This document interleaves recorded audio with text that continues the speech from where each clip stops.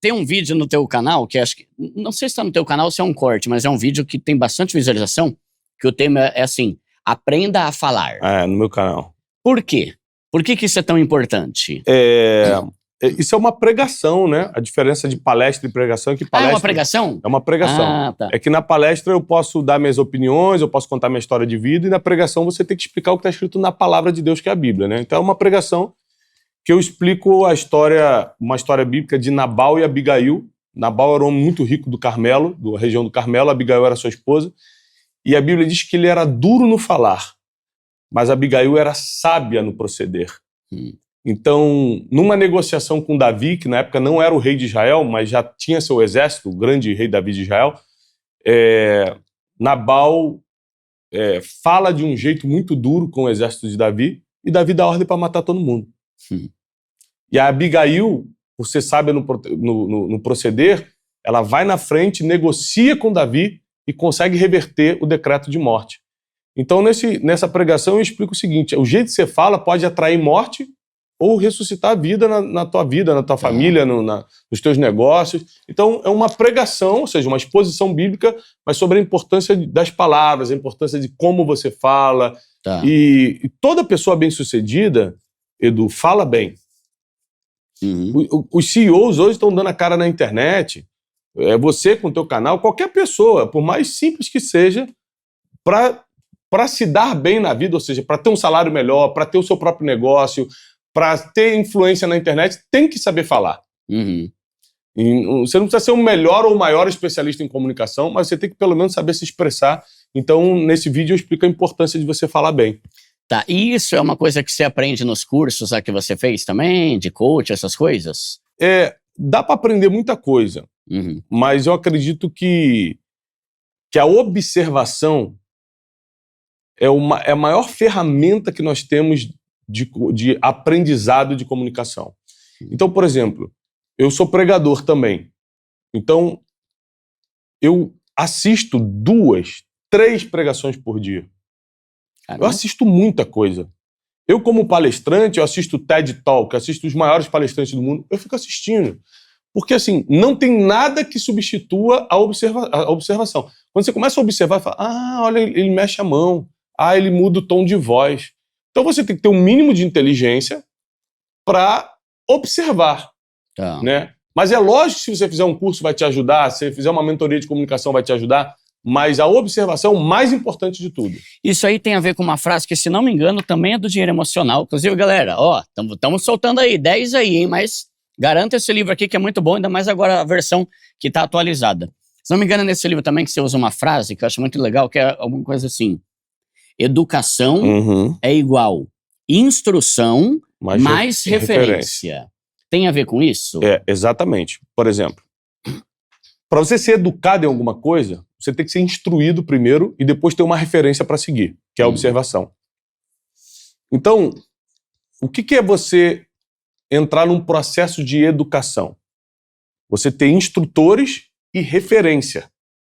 Tá. Porque se eu tiver só instrução, mas não tiver referência para seguir, eu não tenho a continuidade. Então, é muito importante que uma pessoa que hoje tem a oportunidade de passar por um curso, depois faça uma mentoria, porque no curso ele tem a instrução, na mentoria ele vai ter a referência. É isso aqui. Então, nós estamos na década das mentorias. É uma moda, vai passar, mas é uma moda que está servindo para muita gente. E quando passar essa moda, vai surgir uma bem parecida, porque antes era os cursos, depois era as assinaturas online, aí depois era o coaching, aí depois era não sei o quê, depois era o andar da brasa. Sempre vai ter algo que vai levar o ser humano para instrução e para referência. Instrução e referência, sempre. Tá. Vai só mudar os nomes, vai só mudar a moda, mas sempre vai ser instrução e referência, que é o que significa educação. E, de certa forma, é muito interessante quando o instrutor é também uma referência, né? Sim. Tipo Jesus, por exemplo, né? Isso. Faça o que eu digo e faça o que eu falo, porque eu sou a tua referência, exatamente. Né? Talvez hoje em dia tem muita gente que fala coisa, mas não faz, por exemplo, né? Tem gente que é bom professor numa coisa, mas não seria um bom mentor. Porque professor, o cara pega o que está escrito aqui e ensina. Eu posso pegar o teu livro e ensinar o teu livro. Mas Decorou? eu decorei e ensinei. Mas para ser um mentor, eu preciso viver aquilo. Porque as pessoas vão copiar o que eu faço. Tá. As pessoas vão se inspirar no que eu faço. Então não basta ensinar, eu tenho que viver. Tá. Essa é a grande diferença de instrução e referência. Por que você acha que mentoria talvez um dia vai passar? Porque o nome, né? A essência, não. Tá. Mas tudo que o pessoal pega e despreparados começam a fazer, entra em decadência. Né? Por exemplo, o coaching. Eu fiz coaching nos Estados Unidos. Não tinha nada a ver com o coaching que fizeram no Brasil, que foi uma bagunça. E virou uma chacota, uma piada no Brasil. Que era um bando de maluco falando um monte de besteira. Não tem nada a ver com o coaching. Até hoje, nos Estados Unidos, na Inglaterra, é extremamente respeitado. Banalizou aqui, né? Aqui banalizou, porque misturou com tudo. Porque qualquer Zé Ruela que vende um curso já se considera um coach. Exatamente. E porque não tinha formação acadêmica. Para você ser coach nos Estados Unidos, tinha que ter formação acadêmica. Eu fiz 1 ano e meio de mestrado para ter coach em desenvolvimento pessoal. Não é coach de tudo. Específico numa coisa. Tá. Então, aqui no Brasil, o cara fazia o curso de 2 dias, se dizia coaching, e falava um monte de besteira na internet, aí banalizou. O coach é o cara que vai te instruir a respeito de um assunto. Ele é tipo um professor que tem experiência de vida. O coaching, ele vai fazer perguntas que vai te levar para um destino. Ele vai te tirar do ponto A, vai te levar para o ponto B através de perguntas. Então, basicamente, o coach, que é o treinador, é uma pessoa que sabe fazer as perguntas para você chegar onde quer chegar. Então, o coach vai fazer, Edu, como é que você se vê daqui a 10 anos? Eu me vejo com o Pobre Show sendo referência, com o meu livro vendendo tal. Para o seu livro vender 2 milhões de cópias, como você falou, qual o título? Qual o título que ele tem que ter? O cara ele vai só te fazendo pergunta. Aí você vai, quando você vê, você montou um projeto com 1 hora de processo de coaching. A gente poderia falar que coach é um treinador de desenvolvimento pessoal? É basicamente isso. Que vai te fazer essas desenvolvedor de visão pessoal. O que você espera para o futuro? Faz a pessoa despertar, caramba, é verdade, eu quero isso, mas não estou fazendo nada para isso acontecer. Então, o coaching, em essência, é matemática, pergunta e resposta. Tá. Não é essa bagunça de gritar, um monte de gente gritando, que está ridicularizando a profissão, não tem nada a ver. Gente andando em cima do vidro, já vi uns vídeos, uns memes. Isso é outra coisa, tá? Para deixar claro, ou seja, eu acredito que o ser humano ele precisa passar por processos. Porque os processos eles nos fazem evoluir e amadurecer. E um processo que foi muito importante para mim, deixo claro, porque eu passei nos Estados Unidos com o original, foi o processo do coaching. Me serviu muito, porque eu passei pelo processo do coaching logo depois da minha quebra. Então, eu já tinha um mestrado, mas o processo de agora eu vou aplicar para ver se isso dá certo, eu peguei o mestrado que eu fiz, apliquei na minha vida e falei, caramba, dá certo. Tá. Mas eu tô falando do original, eu tô falando do americano, do inglês, eu não tô falando da bagunça que chegou no Brasil. Mas aí como que a gente conseguiria distinguir um coach mesmo de um charlatão? É pelos resultados? Porque hoje em dia a galera vai muito pela visibilidade. Só que qualquer um consegue botar 50 mil lá no Google e ficar visível. Como que você... Eu acredito que pelos frutos se conhece a árvore. Então... primeiro, motivação desse cara. Quando você vai usar alguma ferramenta para ajudar pessoas, psicologia, psiquiatria, o coaching, ou qualquer coisa, a própria palestra, se você for só para ganhar dinheiro, você já começou errado. Porque quando envolve pessoas, você não pode ser ganancioso. Porque a vida vale mais do que o dinheiro. Então existem profissões que você pode ganhar muito dinheiro, mas que não deve ser a tua motivação. Medicina. Vou fazer medicina para ficar bilionário, mas eu tenho um pacto com a vida do ser humano.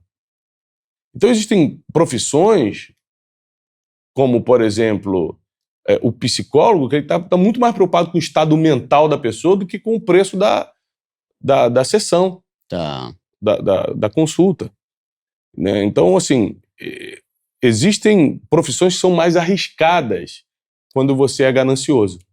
Então, e profissões que mexem diretamente com o sentimento do ser humano são profissões que a gente deve procurar profissionais que estão mais preocupados com a vida do ser humano do que com o dinheiro que está ganhando. Tá. E tem aqui nesse livro também, você fala muito sobre propósito, né? Sobre coisas que são mais importantes do que o dinheiro, coisas que o dinheiro não compra. Coisas que o dinheiro não compra. Conta aí a história do pescador. É muito boa essa história, Não né? é boa? No final ele chega e fala, mas é exatamente isso que eu já tenho hoje. Se você tá curioso, lê o livro. No livro, O Dinheiro Emocional é um livro que eu escrevi há 11 anos atrás. Então é um livro que eu conto muito da minha perspectiva do cara que está saindo da pobreza e começando a alcançar alguma coisa. Então é um livro muito original, ele é muito sentimental, botei muito meu sentimento ali, é muito viver. Eu escrevi palavra por palavra desse livro. Então é um livro que, se as pessoas lerem, elas vão entender que se elas dominarem suas emoções, elas governam o seu dinheiro. Tá. Quem domina suas emoções, governa o seu dinheiro. Quem não governa suas emoções é dominado pelo dinheiro. Uhum. Então é muito importante que a gente tenha governo emocional para poder ter paz financeira. Senão a gente nunca vai ter em paz com o dinheiro, nunca. Aí tem uma pergunta aqui que eu já vou adiantar, que lá você tem uma frase que é bem forte, inclusive, que é: a maioria das pessoas usa o dinheiro para tentar cobrir as dores da alma. E lá você fala sobre compensação. O ostentador, o cara que só usa marca, que a marca é mais importante do que a qualidade da roupa, por exemplo. É uma pessoa que está tentando cobrir algum vazio. Ele foi humilhado na infância. Que é a compensação. É a compensação. Eu fui tão humilhado que agora vão ver quem é que eu sou. Isso é um problema de identidade. Eu tenho um problema comigo mesmo, eu não sei quem eu sou, e eu preciso afirmar isso através do dinheiro ou do poder. Tá.